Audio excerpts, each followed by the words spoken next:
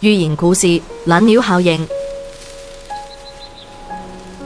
係神羲微路嘅森林深處，一棵大橡樹嘅頂上住咗兩隻啱啱出世嘅雛鳥，一隻叫灰魚，一隻叫白魚。佢哋一齊破殼而出，一齊感受陽光同清風，但係命運嘅分岔路就係佢哋學飛嗰日悄然拉開。勤力嘅灰魚，日日天蒙光就跳出鳥巢，撲騰住佢自嫩嘅翅膀練習飛。佢一次又一次起飛，又一次又一次跌落。就算翅膀被樹枝劃傷，都從來冇退縮過。攰了就係低矮嘅樹枝上休息下，梳理完羽毛又繼續嘗試。除咗練飛，佢仲會主動探索森林嘅每一個角落，學習分辨邊啲漿果同昆蟲可以食，然後小心翼翼咁將揾到嘅食物儲存起身。但係白魚就懶到出汁，日日蜷縮喺溫暖嘅鳥巢入面呼呼大睡。有現成楷樹枝可以休息，又有同伴帶野時返離，使咩幹辛苦啊！無論鳥媽媽點樣催佢，佢都唔肯屈半步。肚餓了就等住勤力嘅灰魚將食物送到嘴邊，凍了就向鳥巢深處縮一縮，日子過得溫日又愜意。春去秋來，灰魚嘅翅膀越嚟越強健，飛行技巧越嚟越純熟，可以喺林間靈活穿梭，就算遇到狂風暴雨，都可以穩穩降落，覓食嘅範圍都越嚟越廣。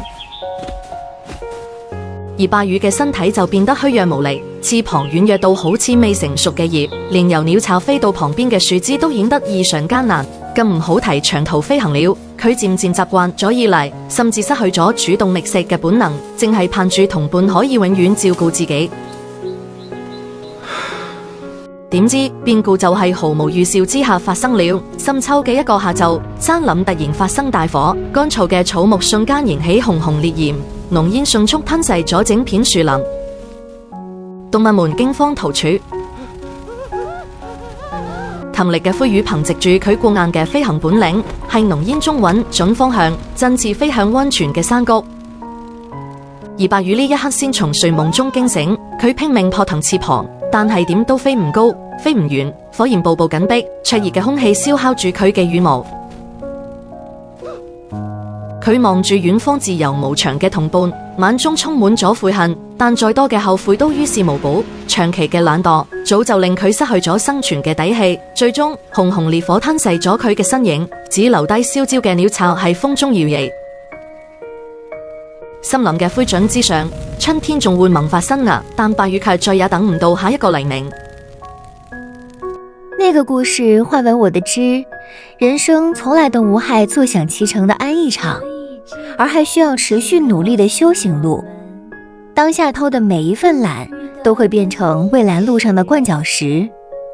唯有主動積累本領，錘煉能力，先可以喺意外同風險來臨的時候，擁有從容脫身的底氣，守護自己的人生。